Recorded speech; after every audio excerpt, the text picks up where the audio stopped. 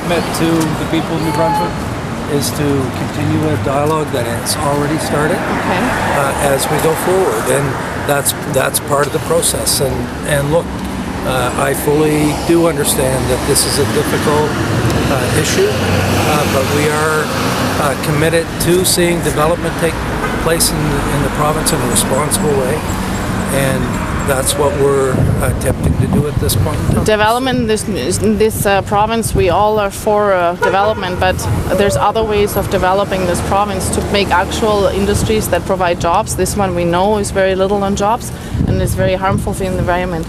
I have one question for you, if you don't mind. I read your on the record statement on April 7th of 2010 when you were in the opposition. And you were asking the same questions that I can ask you today to the current government, to the government at the time. You were highly opposed to this. Your statements were very challenging. Just a second. Your statements were very challenging. You were asking about reassurances, what kind of reassurances you have. You've made it clear about the people in Penobscot, about water contamination. You agreed to all these things. You said we received emails from the people. So you pointed this all out to the government at the time in the States. And you said on Monday that you were committed to the anti-poverty strategy already last year when you were in opposition. What changed? Why you maintained your anti-poverty campaign from when you were in opposition, and why you did not maintain your position on the fracking issue now that you're in power?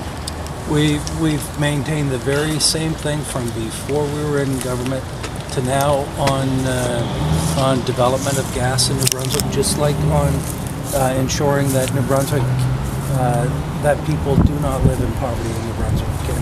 And both, if you go back before the election, we were clear.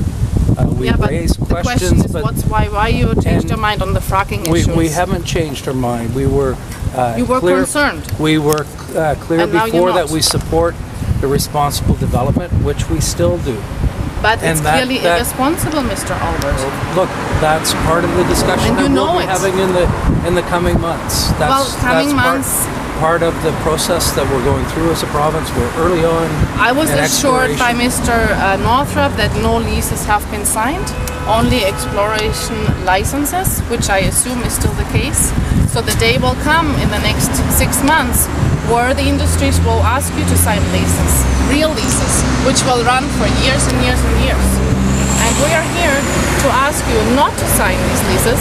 And that's and believe me, you have the right very much to be here. We're not debating that. No, absolutely. And the federal government is doing a review right now. They are even saying before we go anywhere, we need to they're putting 2 scientific advisory panels together for a review on this issue in Canada. That is taking place. And we should stop any development until the results of such a review comes out. We cannot go forward, and the corridor is working in Sussex. We have to stop it. And again, until we know what we're getting into. What we've said is right now we're in the exploration stage. Yeah, but that means 40 wells are already operable. How many wells do you have when it's no longer exploratory? Because right now there's 40 wells in Penobscot, 30 of them are producing, and we're in the exploratory stage. So how many wells does it take to not be exploratory anymore? Yeah, how many? And there's already been. We're asking you. Take care.